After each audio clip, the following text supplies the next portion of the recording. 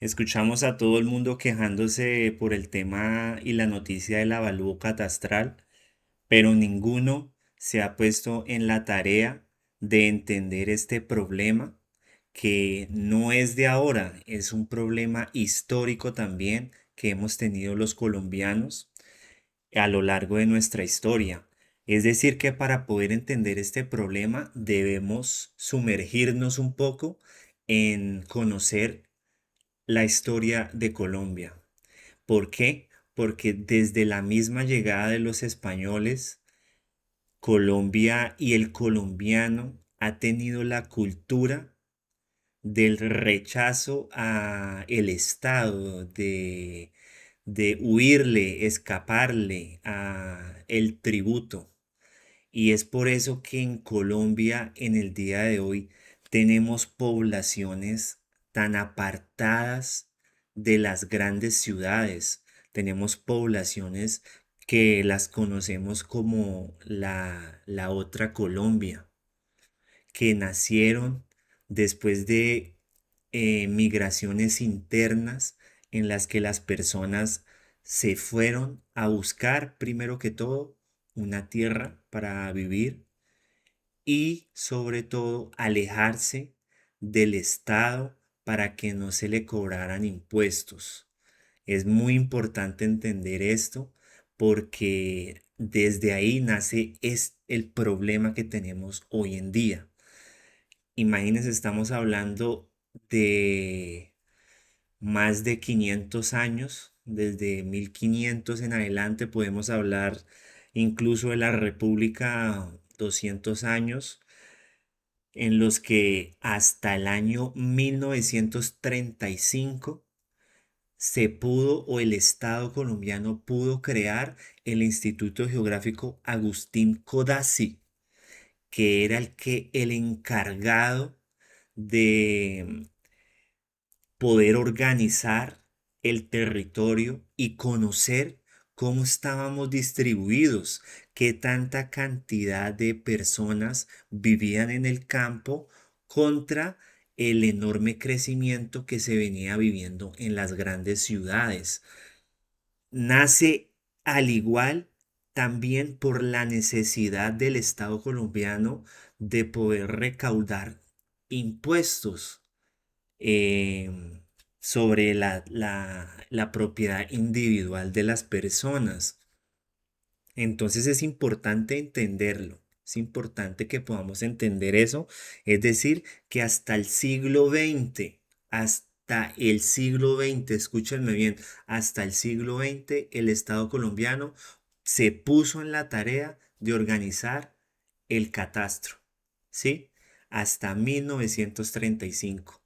Más sin embargo, fue muy deficiente, fue muy débil en su ejecución y se llegaban a cobrar. Yo no sé si ustedes tienen abuelos que vivían en el campo y pagaban 50.000 pesos, 100.000 pesos por unas hectáreas que tenían, 2, 3 hectáreas. Al igual que el vecino que podría tener 100 hectáreas, llegaba a pagar lo mismo. Desde ahí ya era incluso injusto y era muy pobre para el Estado. El Estado no recaudaba mucho por eso. Entonces sigue teniendo la necesidad el Estado de poder organizar estos temas. Hasta el gobierno Santos, hablamos del 2016, muchachos, hasta el 2016 se organiza o se crea el catastro multipropósito que buscaba poder también organizar y agilizar más este tema, pero entendiendo que habían propiedades que se podían utilizar para distintos fines, ¿cierto? Em, Como la comercial, la rural, la vivienda, y poder organizar mejor la geografía en tema de datos. Es que los datos son tan importantes y Colombia aún está todavía muy rezagado en el tema de la data. Nosotros a estas alturas de la historia colombiana ya deberíamos poder tener en un computador todo en tiempo real, pero es que miren esta imagen. Aquí podemos ver y visualizar cuáles son los municipios con actualización catastral total o parcial vigente. Imagínense todo, miren todo lo que encontramos en blanco. Miren todo lo que tenemos en blanco. Estamos muy atrasados con eso, aún hoy en día. Estamos muy atrasados. Entonces es importante que podamos entender eso con esta creación del catastro multipropósito. Se colocaron también unos topes. Aquí en esta imagen lo podemos visualizar que si tu propiedad o tu predio cuesta unos 135 salarios mínimos o menos, eh, tu impuesto no puede subir más del 50%. Es muy importante entender esto. ¿Por qué? Porque recuerden ustedes que el 81% de todas las grandes extensiones de suelo fértil están en manos del 1% de los terratenientes de Colombia. El excedente lo tiene la gran población. Entonces hay una inequidad en territorio muy grande en el campo. Y por eso también nace esta necesidad, ¿no? De poder impulsar a los grandes terratenientes. Bueno, hermano, usted tiene, no sé, 200, tiene 500 hectáreas y tiene solo 500 vacas, ¿no, hermano? Además de eso, el suelo que usted tiene es un suelo fértil que se debe utilizar para el cultivo, ¿sí? Para los alimentos, no para ganado. Entonces ahí también nace esta necesidad. Aquí podemos seguir mirando que se habla de esas propiedades o esos predios que valen más de 500 salarios mínimos, tienen un tope. Hablamos acá hasta el 300%, un tope máximo en incremento. Esto se hace con la intención de también de que estas personas empiecen. También podemos decir que es un tipo de extorsión también por parte del Estado para que se pongan a mover estas tierras o las vendan. Yo creo, lo veo también por ese lado. Aquí también podemos visualizar cómo ha venido evolucionando el recaudo predial, el recaudo junto con el impuesto a la industria y comercio. Miren cómo ha venido creciendo hasta situarse al día de hoy en un ingreso de 1,1 billones de pesos para el Estado colombiano. Entonces, ¿sí ha sido provechoso este impuesto? Claro que sí. Pero, ¿qué está sucediendo? Miren, muchachos, acá en esta imagen, el crecimiento del impuesto predial versus el salario en Colombia. Es decir, que mientras el salario en color naranja se ha duplicado, el impuesto predial casi que se ha cuadruplicado. Es demasiado lo que se está cobrando. ¿Por qué? Porque no se tuvo en cuenta algo muy, muy importante. Ejemplo, aquí en esta imagen, qué pena, les vuelvo a mostrar, se habla de que si tu predio tiene cierto valor, te van a cobrar esto. Pero ¿qué sucede? ¿Qué sucede, muchachos? Pongamos un ejemplo muy claro. Vamos a hacer un ejemplo para poderlo entender mejor. Yo, un trabajador, me gano, ejemplo, 10 millones de pesos. Un día me invita mi jefe y mi jefe se gana 20 millones. Y me dice mi jefe, oiga, Sergio, vámonos. Hay unas fincas que están vendiendo en el Quindío, unas fincas espectaculares. Me han ofrecido dos fincas para que usted coja la que está al lado de la que yo voy a comprar. Son unas fincas hermosas de 10 hectáreas cada una. Están pidiendo 200 millones. Muy económico.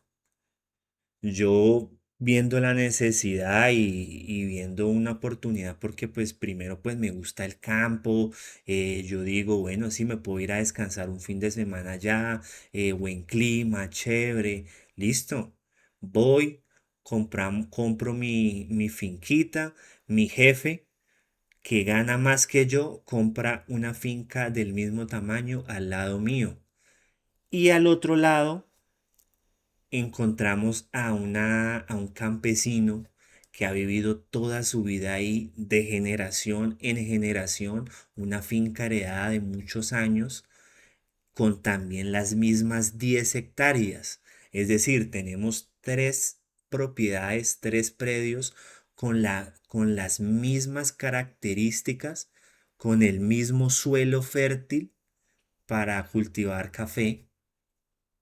¿Qué sucede? Mi jefe hace una cabaña para él y otras cabañas para alquilar.